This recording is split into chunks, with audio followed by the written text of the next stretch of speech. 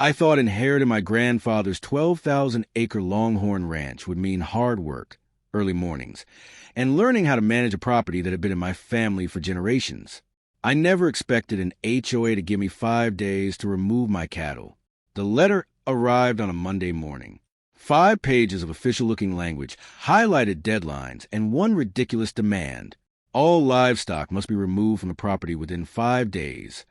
I read it twice. Then I looked out the window at hundreds of longhorns grazing across land my grandfather had owned for decades. The ranch wasn't inside their neighborhood.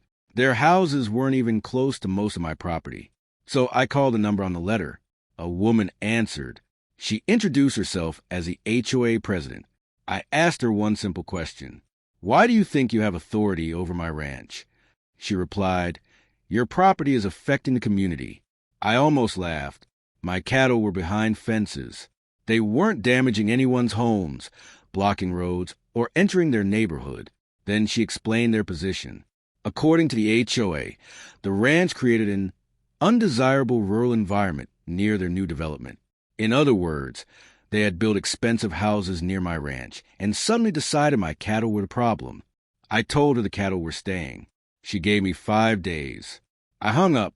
That afternoon, I went through my grandfather's old files, property surveys, tax records, land maps, deeds, easement documents. Everything pointed to the same conclusion. The ranch had been there long before the HOA existed, but there was one document I hadn't seen before, a massive survey map showing the original boundaries of the ranch. And right along the edge of the HOA development was a bold line marking my property. The entire neighborhood had been built outside my land. That should have ended the argument. It didn't. On the 3rd day, I received another notice. This one threatened fines for every day the cattle remained. They even claimed they could place a lien against my property. I called my attorney. He studied the documents and smiled. Do they realize how much land you actually own? Apparently not. He pointed at the survey. They're treating this like a normal suburban HOA dispute. This isn't that.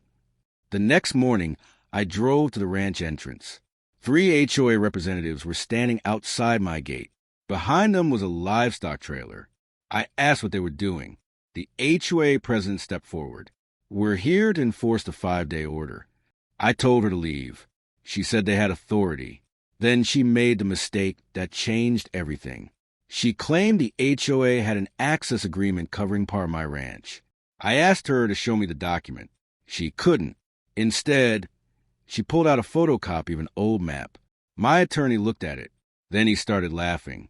The map wasn't an access agreement. It was an outdated development proposal. It had never been recorded. The HOA president's face changed, but she still refused to back down. She said the HOA would take the matter to court. I told her they were welcome to. Then I handed her a copy of the original deed. The ranch wasn't simply large. It was enormous, 12,000 acres. And the HOA's entire development sat outside my property boundary. There was no livestock ban, no authority over my ranch, no legal order requiring my cattle to leave. Nothing. The 5-day deadline had been nothing more than a threat. But I wasn't finished. My attorney discovered something even more interesting. The HOA had been collecting maintenance fees for a private road that crossed a tiny portion of land adjacent to my ranch. They had apparently assumed that because homeowners used the road, they controlled it. They didn't. The recorded documents showed that the road belonged to my family, and there was no permanent right for the HOA to manage it. Suddenly, their threats became very quiet. I didn't block the road. I didn't threaten anyone. I simply sent the HOA a certified letter containing the actual property records. The letter ended with one sentence. You have 5 days to withdraw your demand and acknowledge the property boundary. 5 days. The same deadline they had given me. On the 5th day, their attorney contacted mine. The HOA withdrew its livestock demand.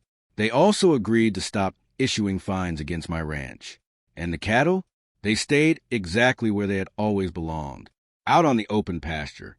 My grandfather used to tell me something whenever I worried about protecting the ranch. He said, land doesn't care who complains about it.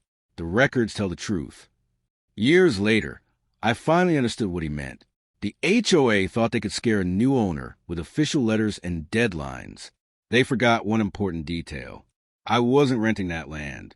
I inherited it, and the paperwork had been waiting for me all along. If you enjoyed this HOA story, subscribe, and tell me in the comments, where are you watching from?